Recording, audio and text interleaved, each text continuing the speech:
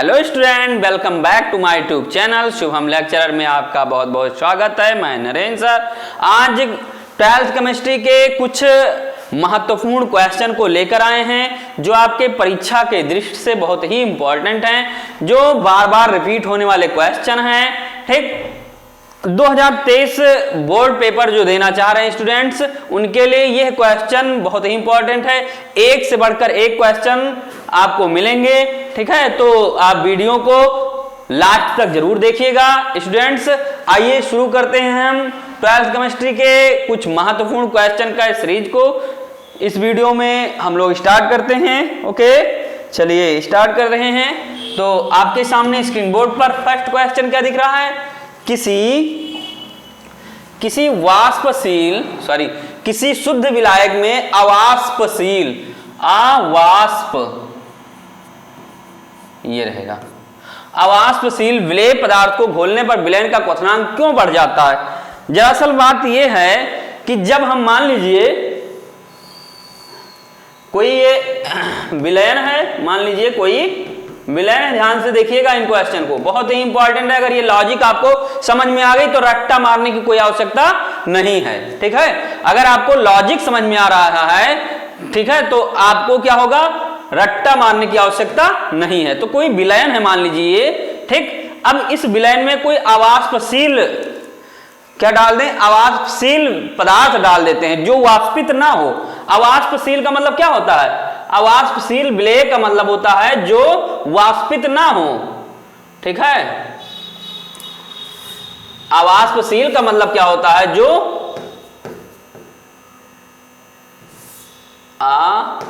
अवाष्पशील,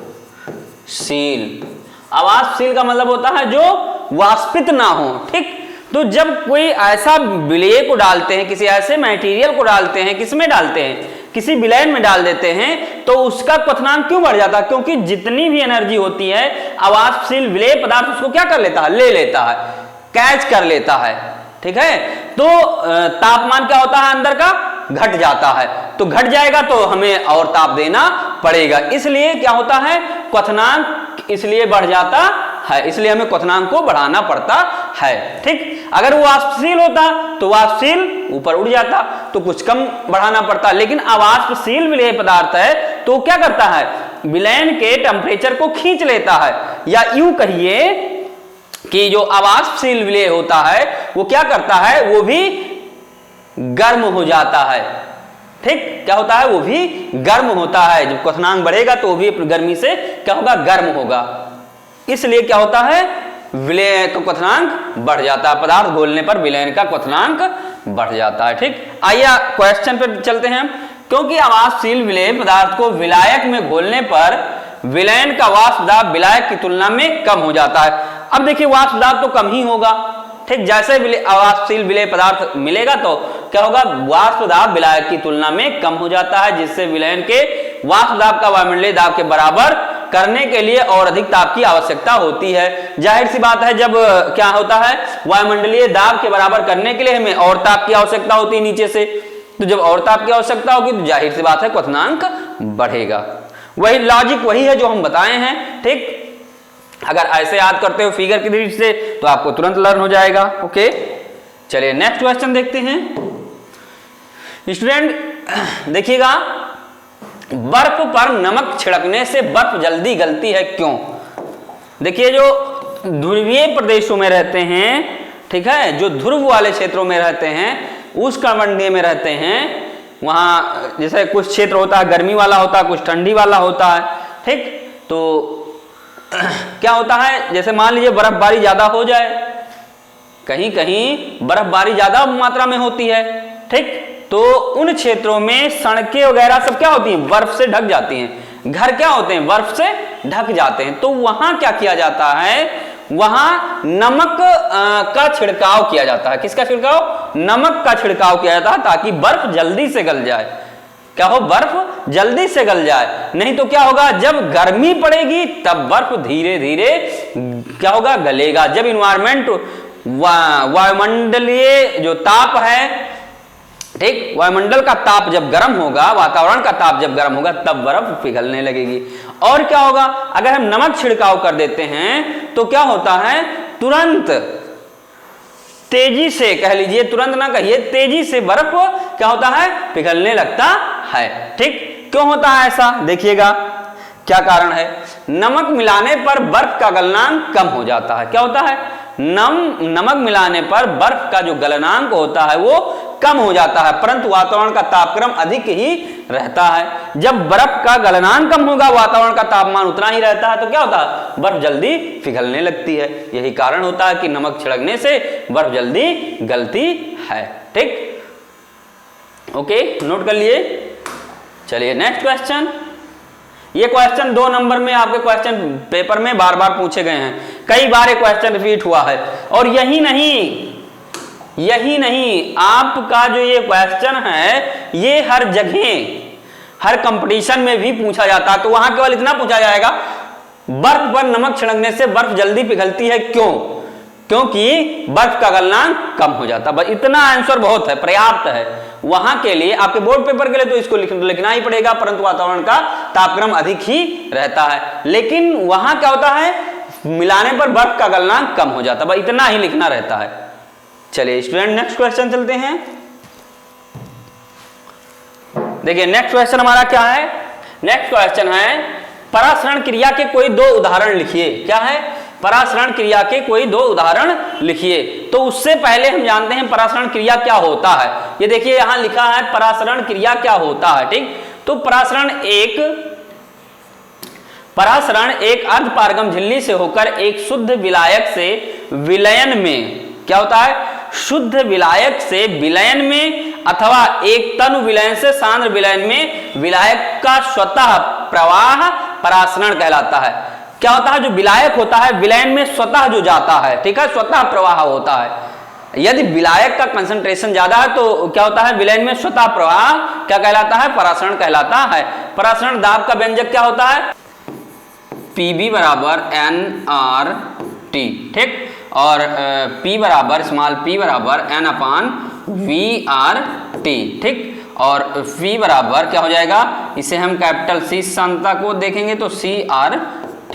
ये हो जाएगा क्या, व्यंजक हो जाएगा, परासरण दाब के लिए व्यंजक। ठीक, सामने लिखा P बराबर CRT। ठीक, अब क्या होता है, परासरण एक अर्धपारगम झिल्ली से होकर एक शुद्ध विलायक से विलयन में, क्या होता है, शुद्ध विलायक से विलयन में अथवा एक तनु विलयन से सांद्र विलयन में विलायक का स्वतः प्रवाह क्या कहलाता है, परासरण कहलाता है। तो ऐसे ही परासरण क्रिया में 2 उदाहरण लिखने के लिए जब आएगा तो आपको लिखना रहेगा, पहला क्या लिखना रहेगा, प्याज को पानी में रखने पर प्याज का तीखापन क्या होता है, कम हो जाता है। प्याज का जो तीखापन होता है वो क्या होता है, कम हो जाता है, क्योंकि विलायक हमारा क्या है, पानी है। ठीक, तो स्वतः प्रवाह क्या होता है, उस प्याज के तीखेपन में जाता है। ठीक, और तीखापन गायब हो जाता है, क्योंकि कंसंट्रेशन किसका ज्यादा होता है, पानी का ज्यादा होता है। ऐसे ही करेला को नमक के पानी में रखने पर करेले का कड़वापन गायब हो जाता है। ठीक, सेम कंडीशन है। तो इन दोनों को क्या लिखना है, एग्जाम्पल आपको लिखना है, इन दोनों का एग्जाम्पल लिखना है। 2 नंबर में क्वेश्चन आते रहते हैं। कितने नंबर में आते हैं, 2 नंबर में क्वेश्चन आते रहते हैं। ठीक, तो इसलिए इनको लर्न कर लीजिएगा, ये मोस्ट इंपॉर्टेंट क्वेश्चन है आपके। प्याज को पानी में रखने पर प्याज का तीखापन क्यों कम हो जाता है, ये क्वेश्चन आपके जो क्षेत्रीय पढ़े लिखे लोग होते हैं वो भी खड़े होकर तुरंत पूछने लगते हैं कि भैया कहाँ पढ़ते हो, आप बताएंगे तुरंत हम सर इंटर क्लास में पढ़ रहे हैं। तो इंटर सब्जेक्ट आपका क्या क्या है, तुरंत बताओगे बायोकेमिस्ट्री या फिर कहोगे मैथ केमिस्ट्री फिजिक्स। ठीक, तो आपसे तुरंत क्वेश्चन हो सकता है, पूछा जा सकता है। क्या कौन सा क्वेश्चन पूछा जा सकता है कि परासरण क्रिया क्या होती है, या परासरण के कोई 2 एग्जाम्पल बताइए। ठीक, जैसे आप देखे होंगे रात में क्या होता है, आप शाम के समय जो किशमिश होता है, शाम के समय किशमिश को क्या करिए, आप पानी में भिगो दीजिए, सुबह देखिए फूल आता है। क्यों फूल आता है, क्योंकि जो विलायक पानी होता है उसका कंसंट्रेशन ज्यादा होता है। तो ऐसा अर्धपारगम झिल्ली जो स्वतः प्रवेश करके पानी उसके अंदर भर जाता है। ठीक है, वो परासरण क्रिया कहलाती है। चलिए आगे देखिए नेक्स्ट। परासरण क्रिया में अर्धपारगम झिल्ली का क्या महत्व होता है। परासरण क्रिया में जब अर्धपारगम झिल्ली का उपयोग किया जाता है तो यह केवल विलायक के अणु को अपने में से होकर निकल जाने की अनुमति देता है। क्या होता है? विलायक के अणु को अपने में से होकर निकल जाने देती है, परंतु विलेय के अणुओं को विसरित नहीं होने देती है। ठीक है, क्या होती है? विलेय के अणुओं को विसरित नहीं होने देती है, अतः दोनों ओर सांद्रता समान होने लगती है। जैसे अभी प्याज हमने ले लिया, क्या ले लिया? प्याज। ये प्याज है, प्याज को पानी में हमने घोल दिया, ठीक, तो इसकी सांद्रता जो वाटर है, वाटर की सांद्रता क्या है? ज्यादा है, कंसंट्रेशन इसका ज्यादा है। तो विलायक के कण जो होते हैं विलेय, ये प्याज के कण में जाकर मिश्रित होने लगते हैं। तो प्याज के कण में जब मिश्रित होने लगे तो इसका ऑटोमेटिक जो तीखापन होता है धीरे धीरे कम हो जाता है, मतलब इस लेवल में ये कर ले जाता है, ये होता है। या यूं कहिए किशमिश क्यों फूल जाती है? क्योंकि जो किशमिश पानी में भिगोया जाता है, ठीक, जब किशमिश पानी में भिगोया जाता है तो विलायक के कण किशमिश में जाते हैं, लेकिन किशमिश के जो कण है वो विलायक में नहीं आते हैं। तो अर्धपारगम झिल्ली का यही कार्य है, विलायक को केवल जाने देगा, विलेय के कण को या अणु को आने नहीं देगा। ठीक, देखिएगा नेक्स्ट, अर्धपारगम झिल्ली किसे कहते हैं? अर्धपारगम झिल्ली सतत सीट या फिल्म होती है जिनमें अति सूक्ष्मदर्शीय छिद्रों का एक नेटवर्क होता है। क्या होता है?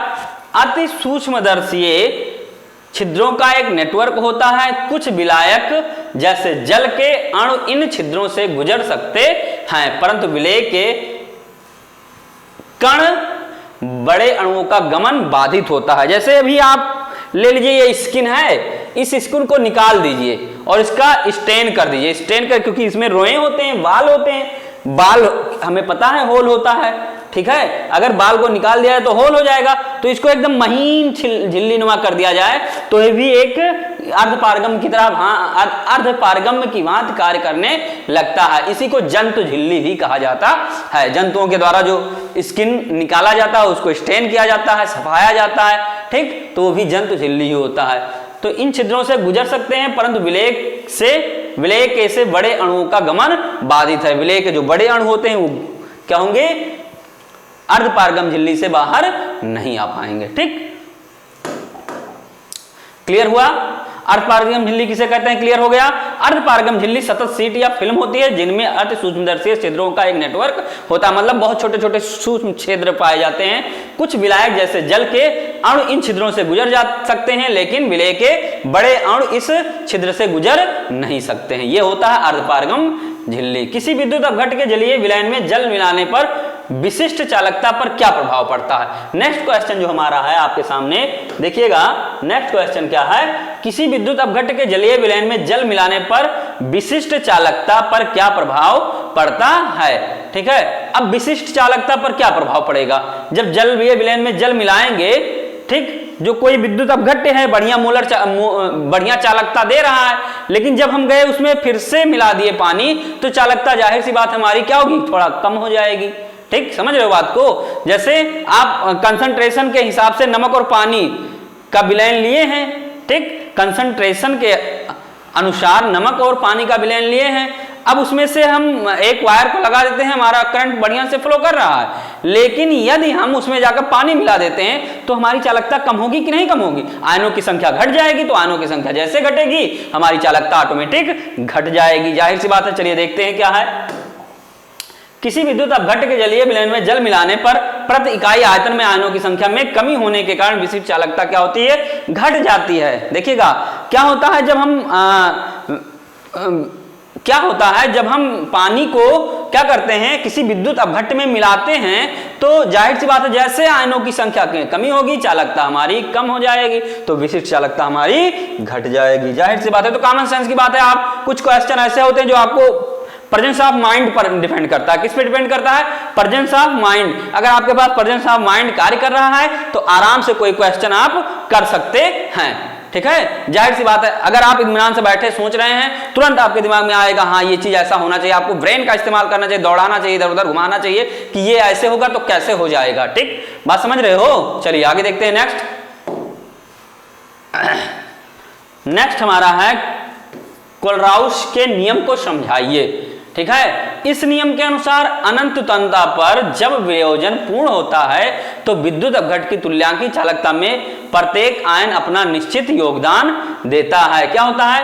अनंत तन्यता पर जब वियोजन पूर्ण होता है तो विद्युत अपघट्ट की तुल्यांकी चालकता में प्रत्येक आयन अपना निश्चित योगदान देता है। यह होता है क्या? कोलराउस का रूल। ठीक, लर्न कर लीजिएगा, एक लाइन का है, ये भी लर्न कर लीजिएगा। ओके, नेक्स्ट क्वेश्चन पर चलते हैं हम लोग।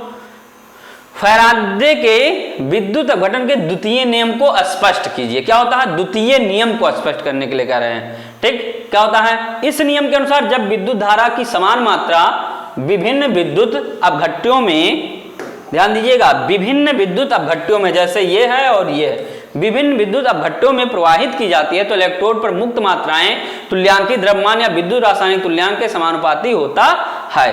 ठीक, मतलब अगर कहा जाए तो ये हो जाएगा E1 अपान E2 बराबर W1 अपान W2, ये होता है। ठीक, या W1 अपान, पहले कर दीजिए W1 अपान W2 बराबर E1 अपान E2। E1 और E2 क्या है? तुल्यांकी द्रव्यमान है। ठीक, तो चलिए आगे देखते हैं। इस नियम के अनुसार जब विद्युत धारा की समान मात्रा विभिन्न विद्युत अपघट्यों में प्रवाहित की जाती है, अलग अलग विद्युत अपघट्ट में प्रवाहित की जाती है, तो इलेक्ट्रोड पर मुक्त मात्राएं, जो इलेक्ट्रोड पर मुक्त मात्रा होती है, वेट होता है, ठीक, वो तुल्यांकी द्रव्यमान या विद्युत रासायनिक तुल्यांक के समानुपाती होता है। ठीक है, किसके समानुपाती होता है? विद्युत रासायनिक तुल्यांक के समानुपाती होता है। ठीक, समझ में आ गई बात? मींस अभी जो लिखे थे W1 अपान W2 बराबर E1 अपान E2। ठीक, क्लियर हुआ? चलिए एक बार और रिपीट कर दे रहे हैं, देख लीजिए। फैराडे के विद्युत अपघटन के द्वितीय नियम को स्पष्ट कीजिए। ठीक, क्या दिया गया है? इस नियम के अनुसार जब विद्युत धारा की समान मात्रा विभिन्न विद्युत अपघट्यों में प्रवाहित की जाती है तो इलेक्ट्रोडों पर मुक्त मात्राएं उनके तुल्यांकी द्रव्यमान या विद्युत रासायनिक तुल्यांक के समानुपाती होता है। कुछ करना नहीं है आपको, केवल कुछ करना नहीं है। ठीक, फैराडे के विद्युत अपघटन के द्वितीय नियम के अनुसार क्या हो जाएगा? इस नियम के अनुसार जब विद्युत धारा की समान मात्रा विभिन्न विद्युत अपघट्यों में प्रवाहित की जाती है तो इलेक्ट्रोडों पर मुक्त मात्राएं उनके तुल्यांकी द्रव्यमान या विद्युत रासायनिक तुल्यांक के समानुपाती होता है। इस नियम के अनुसार आप लिख सकते हैं, क्या लिख सकते हैं इस नियम के अनुसार? W1 अपान W2 बराबर E1 अपान E2। बस इतना लिख दीजिएगा, काम आपका हो जाएगा, इस क्वेश्चन के लिए पर्याप्त है। ओके, चलिए नेक्स्ट। CuSO4 के घोल में प्लेटिनम धातु के द्वारा विद्युत धारा प्रवाहित करने पर घोल अंत में रंगहीन हो जाता है। अब क्या होता है? जब CuSO4 है उसमें हम प्लेटिनम धातु मिलाते हैं, क्या होता है? CuSO4 है, जब हम प्लेटिनम धातु उसमें मिला देते हैं, Pt, क्या मिला देते हैं? प्लेटिनम धातु मिला देते हैं, Pt को मिला देते हैं, तो क्या होता है? ये अंत में क्या होता है? रंगहीन हो जाता है। ये कॉपर सल्फेट नीला होता है, कैसे होता है? नीले रंग का होता है। ठीक, अब जब प्लेटिनम धातु मिलाते हैं तो ये रंगहीन हो जाता है। क्यों? क्योंकि जब प्लेटिनम धातु मिलाते हैं तो ये Cu2 प्लस क्या होता है? जो Cu2 प्लस SO4 है, ठीक है, जो SO4 माइनस है, ठीक, क्या होता है? SO4 माइनस जो है, या केवल क्या है देखिएगा, CuSO4 जब प्लेटिनम धातु मिलाते हैं जो Cu2 प्लस होता है, क्या होता है? Cu2 प्लस जो होता है वो Pt धातु के उपस्थिति में क्या होता है? Pt धातु की उपस्थिति में Cu प्लस 2 किस में कन्वर्ट हो जाता है? Cu में कन्वर्ट हो जाता है। किस में कन्वर्ट हो जाता है? ये किस में कन्वर्ट हो जाता है? Cu में कन्वर्ट हो जाता है, इसलिए रंगहीन हो जाता है। ठीक, क्या हो जाता है? रंगहीन हो जाता है। कुल मिलाकर ये जानिएगा आप, ठीक, क्या जानिएगा? कुल मिलाकर ये जानिएगा कि जो Cu2 प्लस आयन होता है जो कि नीले रंग का होता है, जब Pt धातु उसमें मिला दिया जाता है तो ये Cu में अपचयित हो जाता है, ऐसा मानिए। तो आइए आंसर आपका देखते हैं हम। CuSO4 के विलयन में प्लेटिनम धातु के द्वारा विद्युत धारा प्रवाहित करने पर CuSO4 के Cu2 प्लस आयन जो कि नीले रंग के होते हैं, Cu में अपचयित हो जाते हैं। किसमें अपचयित हो जाते हैं? Cu में अपचयित हो जाते हैं। अतः घोल अंत में रंगहीन हो जाता है। क्या हो जाता है? रंगहीन हो जाता है। जो Cu2+ आयन होते हैं वो क्या होते हैं? Cu में अपचयित हो जाते हैं। किसमें अपचयित हो जाते हैं? Cu में अपचयित हो जाते हैं। ठीक, और इसलिए क्या होता है? Cu रंगहीन होता है। कैसे होता है? रंगहीन होता है। ठीक, बात समझ गए? चलिए नोट कर लीजिए। नेक्स्ट क्वेश्चन को देखिएगा। क्या है नेक्स्ट क्वेश्चन? चलिए हमारा नेक्स्ट क्वेश्चन है, जिंक तथा तांबे में से एक अम्ल से हाइड्रोजन गैस विस्थापित नहीं करता। जिंक तथा तांबे में से एक अम्ल से हाइड्रोजन गैस विस्थापित नहीं करता है। क्यों? जिंक तथा तांबे में से एक अम्लों से हाइड्रोजन गैस विस्थापित नहीं करता। क्वेश्चन अच्छे से समझ लीजिए। अब क्या कह रहा है? तांबा हाइड्रोजन की अपेक्षा कम सक्रिय होता है। क्या होता है? तांबा जो होता है हाइड्रोजन की अपेक्षा कम सक्रिय होता है। ठीक, क्योंकि इसका अपचयन विभव हाइड्रोजन की अपेक्षा उच्च होता है। ठीक, क्या होता है? अपचयन विभव हाइड्रोजन की अपेक्षा उच्च होता है। ये तन अम्लों से हाइड्रोजन गैस विस्थापित नहीं कर पाता है। बस इतना जानिएगा इसके बारे में, और कुछ नहीं। ठीक, चलिए नेक्स्ट क्वेश्चन हमारा क्या है? कारण सहित समझाइए कि निम्नलिखित अपक्रिया संभव है अथवा नहीं। क्या है? संभव है अथवा नहीं। तो Fe + H2SO4 gives FeSO4 + H2। अब फिर वही बात आती है, सक्रियता श्रेणी देखा जाता है। ठीक, क्या होता है? सक्रियता श्रेणी देखा जाता है। तो क्या होता है? Fe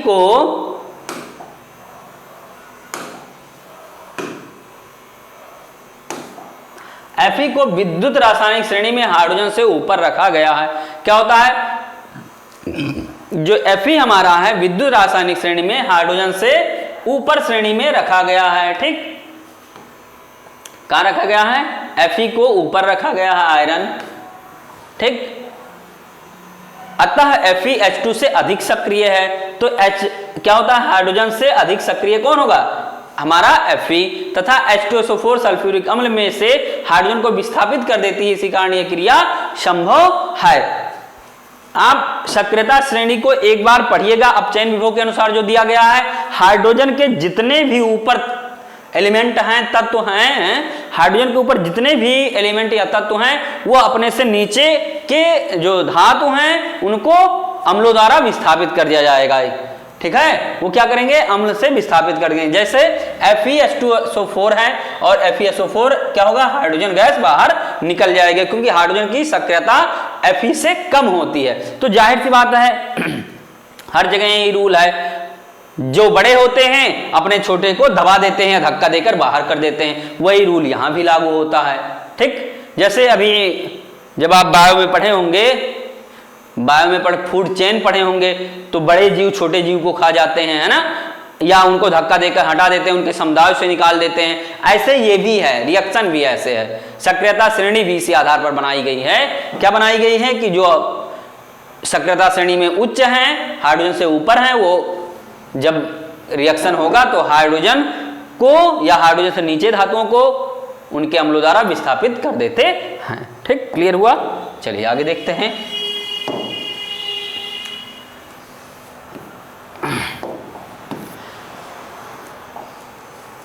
हाइड्रोजन इलेक्ट्रोड में Pt का क्या कार्य है? ठीक, बहुत ही महत्वपूर्ण क्वेश्चन है। ठीक, क्या होता है? बहुत ही महत्वपूर्ण क्वेश्चन है। आपके प्रेजेंस ऑफ माइंड को चेक करता है क्वेश्चन। ठीक, ये कहीं आपको मिलेगा नहीं कि आप इसको देख लीजिए, पढ़ लीजिए अधिकता से। ठीक है, बहुत ही कम चांसेस हैं इस क्वेश्चन को मिलने का, लेकिन ये क्वेश्चन पेपर में आते रहते हैं। ठीक, अब बात ये आती है कि हाइड्रोजन इलेक्ट्रोड में Pt का क्या कार्य होता है? Pt का जो कार्य होता है, ठीक, यह हाइड्रोजन या H+ आयनों के संपर्क में रहने के कारण इलेक्ट्रॉनों के प्रवाह को क्या करता है? ये सुगम बनाता है। ठीक, क्योंकि Pt पर जो Pt धातु है हमारा, वो हाइड्रोजन इस पर आकर अधिशोषित हो जाते हैं। क्या होते हैं? इसके चारों ओर लग जाते हैं। तो इलेक्ट्रॉन के प्रवाह को क्या करता है? सुगम बनाता है। इसलिए Pt का बहुत बड़ा योगदान है। ठीक, नेक्स्ट क्वेश्चन देखिएगा। किसी व्यापारिक सेल का वर्णन कीजिए। सीसा संचायक सेल एक व्यापारिक सेल होता है, क्योंकि ये सीसा संचायक सेल कार्की बैक्टीरियो में लगता है। जो खिलौने होते हैं उनमें लगता है, टॉर्च में लगता है, ठीक, रेडियो में लगता है, ये व्यापारिक सेल होता है। ठीक, नेक्स्ट चलिए, आज के ये हमारे कुछ टॉप क्वेश्चन थे। ठीक, क्या थे? आज के मोस्ट इंपॉर्टेंट क्वेश्चन थे जो आपके अति लघुत्तरीय में बोर्ड पेपर में पूछे जाते हैं। तो सो स्टूडेंट्स, आज के इस वीडियो को अच्छे से पढ़िएगा, अच्छे से लर्न करिएगा, और मैं दावे के साथ कह सकता हूं इसमें से 3 क्वेश्चन आपका पक्का रहेगा। 100 में 110% लिख लीजिए। आप शुभम लेक्चरर चैनल को देखकर 3 नंबर पक्का कर सकते हैं इस वीडियो में ही। ठीक है, तो सो स्टूडेंट्स, मिलते हैं हम अगले वीडियो में एक नए जोश के साथ, नए उत्साह के साथ, नए क्वेश्चन के साथ, आपको नया कुछ करने के लिए प्रोत्साहित करेंगे। ठीक, ताकि आपका पेपर अच्छे से हो और 90% एबव नंबर आपके अचीव हो परीक्षा में। ठीक है, कुछ अभी ट्रिक हम बताएंगे। ठीक है, ट्रिक बताया जाएगा जिससे 90% अचीव कैसे आप केमिस्ट्री में कर पाएं। वो ट्रिक आपको जल्द ही मिलेगी। तो सो स्टूडेंट्स, स्वस्थ रहिए, मस्त रहिए, पढ़ते रहिए। ठीक, क्योंकि यही वो समय है आपका पढ़ने का, जज्बा दिखाने का कि कुछ आप कर सकते हैं। तो चलते हैं, मिलते हैं नेक्स्ट वीडियो में। तब तक के लिए वीडियो को लाइक शेयर कर देना और चैनल को सब्सक्राइब कर लेना। जो चैनल पर नए स्टूडेंट है वो भी चैनल को सब्सक्राइब कर लेंगे ताकि नए नए वीडियो आप तक पहुंचते रहें। Okay students,